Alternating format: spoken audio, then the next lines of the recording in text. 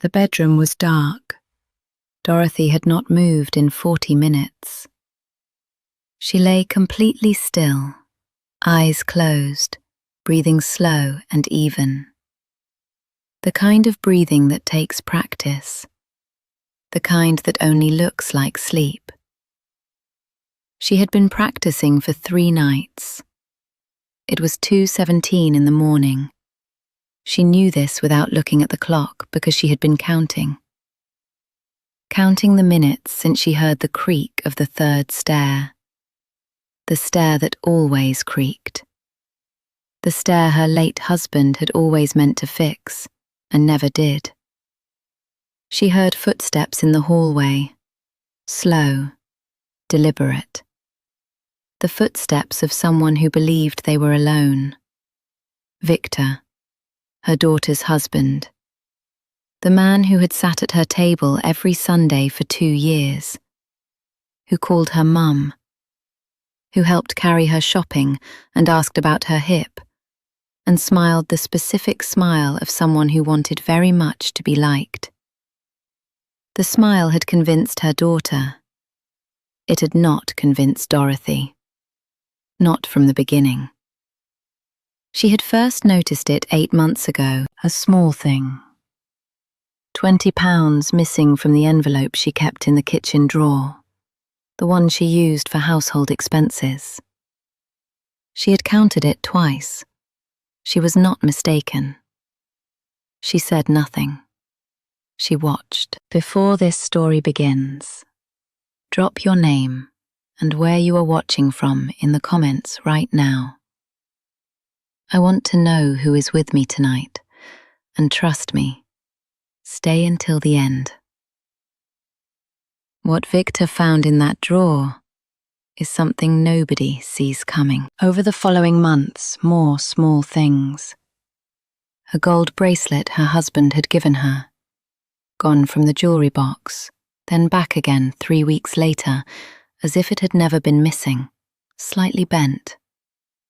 A bottle of good whiskey from the cabinet, a set of foreign coins she had collected across 40 years of travel. She noticed 3 missing, then 7. Small things, deniable things, the kind of things you could convince yourself you had misplaced.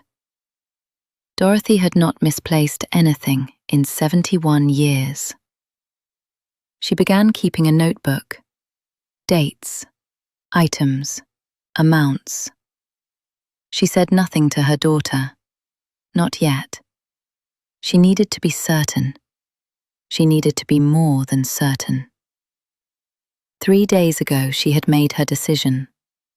She had gone to the bedside drawer, the one Victor had been working toward for months, the one he clearly believed held something worth the risk, and she had made some changes. She removed what was there. She put something else in its place. Then she waited. She did not have to wait long. The bedroom door opened. Dorothy did not move. She kept her breathing slow, even, practiced. Victor moved across the room carefully. He knew this room. He had been in it before. Helping her move furniture, he had said, offering to change a light bulb. Each visit a small reconnaissance. Each visit a step closer to what he actually wanted. She heard him reach the bedside table. She heard his hand on the drawer handle. She heard the drawer slide open. She heard him reach inside. And then, the sound she had been waiting for. A sharp intake of breath. A stumble backward. A sound that was not quite a word and not quite a cry. Something between the two. Something a man makes when he reaches for one thing and his hand finds something completely unexpected. What Victor's hand found in that drawer was not money. It was a recording device. Small, digital, the kind that activates on sound. It had been recording since the moment he opened the bedroom door, and beneath it, a single folded piece of paper. His hand was shaking when he unfolded it.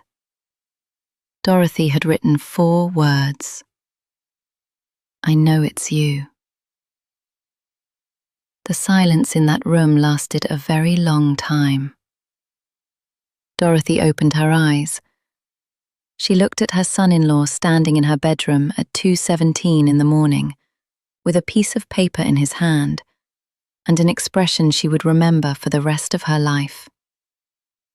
She said, very quietly, very calmly, in the tone of someone who has been patient for a very long time and is now finished being patient, "I have been awake for 2 hours, Victor. Sit down."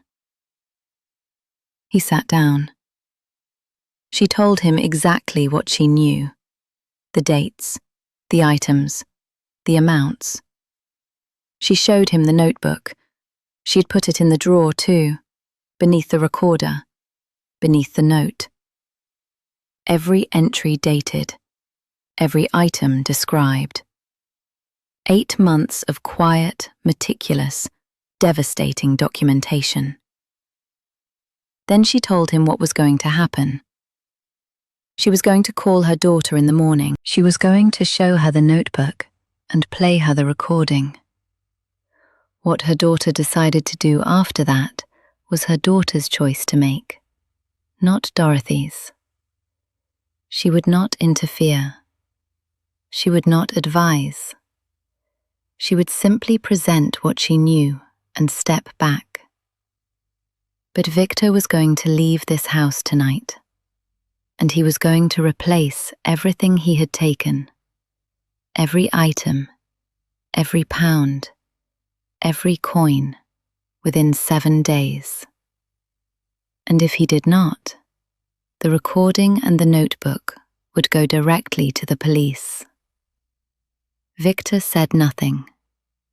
He left at 2:34 in the morning. Dorothy made herself a cup of tea.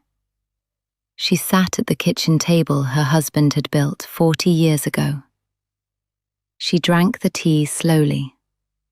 She listened to the house. Then she went back to bed and slept, properly, deeply, for the first time in 3 nights. In the morning she called her daughter. She said what she had to say. She played the recording. She showed the notebook. Her daughter did not speak for a long time. Then she said, "How long have you known?" Dorothy said, 8 months. Her daughter said, "Why didn't you tell me?" Dorothy said, "Because you needed to see it clearly, not hear it from me." The marriage ended 4 months later. The items were returned, most of them, within the 7 days. Victor never contacted Dorothy again. Her daughter comes every Sunday now, just the 2 of them. Bad coffee, good biscuits. The kitchen table her husband built. Dorothy says it is the best Sunday arrangement she has ever had. Here is what Dorothy wants every person watching this to know. The people who take from you quietly are counting on 2 things: your silence and your uncertainty. The moment you begin documenting, the moment you shift from hoping you are wrong to making certain you are right, the power moves, completely, irreversibly. If something is disappearing, it is not your imagination. Write it down, date it, keep it somewhere safe, and if you have a drawer they keep looking at, put something in it that is worth finding.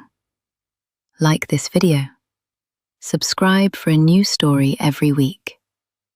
And tell me in the comments your name, where you're from, and this: Did Victor deserve what he found? I am waiting for your answer.